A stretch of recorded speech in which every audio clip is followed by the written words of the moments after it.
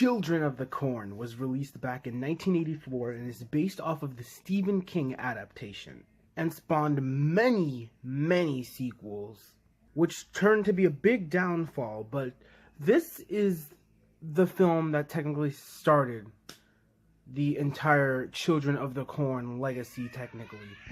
So this film revolves around the story of two couples who are trapped in a remote area somewhere in the United States and come across a cult of evil children who believe that anyone over the age of 18 shall be slaughtered and murdered. When I first heard about the Children of the Corn, I was actually really excited to watch this movie because of the concept sound really interesting. We don't really have a lot of horror movies that involve like evil kids usually. I mean, there's a few horror movies I guess that you could like that have like evil kids and stuff like that, but I was really enticed into the concept of this film. And honestly, after watching this film, I will talk about my thoughts in just a minute, but let's talk about how this film did when it first came out. When this movie first came out, critics didn't really like this film at all. Like, the majority of the critics hated this film, technically. Most audiences didn't really care for this movie. Others said it's okay. And honestly, my thoughts on this movie, I don't hate this movie at all, but I don't love it. I don't like Children of the Corn, but I don't hate it. I actually find a lot of things to enjoy about this movie, honestly. There are a lot of things to enjoy about this movie, and at the same time, not a lot of things to enjoy about this movie. And what this movie carries best is the feel of supernatural suspense. This film is filled with supernatural elements. From opening to finish, this film is filled with all kinds of supernatural things that you cannot escape. They're really interesting too. They're very interesting to watch. And the direction at times does shift poorly, and the characters are not interesting, but the acting is fine. Some of it is really, and some of the acting in this movie is really, really bad, honestly.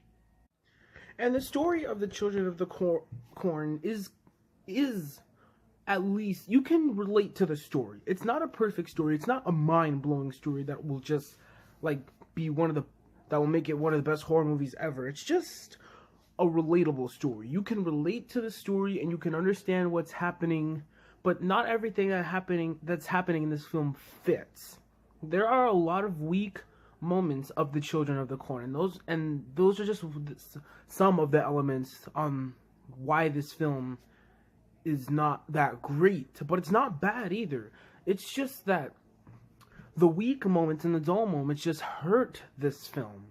And this film could have been something really good, like really good, if like the elements were a lot stronger and the characterization was very, very on point, and if the story was a little more powerful and the acting was more powerful, I think The Children of the Corn would have been a really great horror film if it had all of these elements. And while I did enjoy the supernatural moments that were in this film, some of it really is stupid, honestly. And I'm not going to spoil anything about the supernatural elements or like the cult of children, technically, just in case if you guys haven't seen The Children of the Corn. But some of it is really interesting, and other information of it is really stupid, honestly. It honestly is, and it doesn't fit. It doesn't fit with the story or the script or even the children themselves. And for a horror movie, I am surprised on... This is one of the horror movies that I've seen, technically, that has some of the lowest body counts ever. When I heard of Children of the Corn, I expected there to be a lot of adults being slaughtered. This film has a surprising amount of low body counts. Not a lot of people die in The Children of the Corn. I'd say the very few deaths happen in the beginning of the movie. That's literally it. That's like the majority of the deaths. That's it. There's not really a lot of deaths in The Children of the Corn. And I literally guess that you can say all the deaths happen in the beginning of the movie. And the rest of the film is literally a supernatural film with a cult of children going after a man and his girlfriend. Now let's talk about an actor that I would actually think is the only great actor in this film. John Franklin, who played as Isaac in this film. Really, he takes this entire film from his first appearance to his final one. As soon as you see Isaac, you know that he is going to deliver a special treat in this movie. He honestly does. He has a lot of entertaining moments with his accent, his speech that he gives to the cult. And it just sounds so dark and messed up and so highly religious too. In a really weird, twisted way. And you want to know something? John Franklin did this role as Isaac at the age of 20. In his 20s. I believe it was around 21 or something like that. Yeah. Can you believe that? At that age, he was able to play as a young kid. Isn't that insane? He looks like a small Cabbage Patch Kid. He doesn't look like he's in his 20s. Isn't that insane? But this guy could still act. And he's doing pretty good these days. But John Franklin as Isaac takes this entire film. From his first appearance to his final one. And the rest of the cult, I thought was sort of useless and dull. Because it's almost like they feel like minions almost. They do whatever Malachi or Isaac commands, technically. And I know you're supposed to do that, but it's almost like they're being treated like puppets, technically. If you watch this film so many times, you technically know what I'm talking about and where I'm going. But that doesn't change the fact that these kids are devilish, because these kids are pretty devilish in this film. They do some really they do some really messed up stuff in this film. They really do. This entire cult of children, all the actors that play as these children, they're really good in this film. And even though the cult is dull sometimes and it sort of feels useless to the story, I thought that the kid actors did a fantastic job in this film. Somewhat better than the adult actors, and that's sad, especially in a horror movie. And let's talk about the adult actors. Peter Horton and Linda Hamilton, they try their best as the couples in this movie. They honestly do try their best. Sometimes the acting is way too over the top and it's bad, but sometimes the acting is actually pretty decent in this movie. They play as useless characters, but even though they play as useless characters, the acting isn't terrible all the time. It's not bad all the time.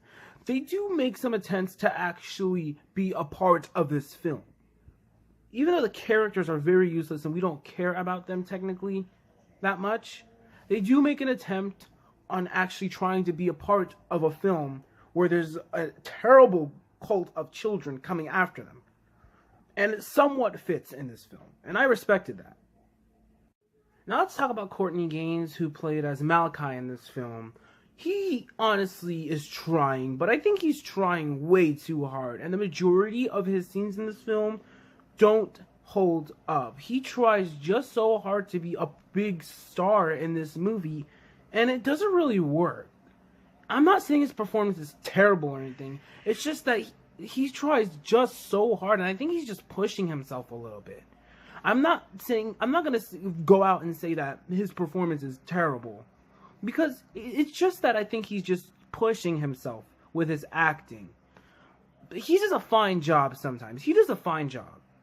But overall, Children of the Corn is a pretty watchable horror movie. It's not a great horror movie, not a good horror movie. It's not even a bad or a terrible horror movie. It's just a decent horror movie that you can watch, and you can have fun with this movie. There are a lot of things to like about this movie, but again, there's also a lot of things to not like about this movie.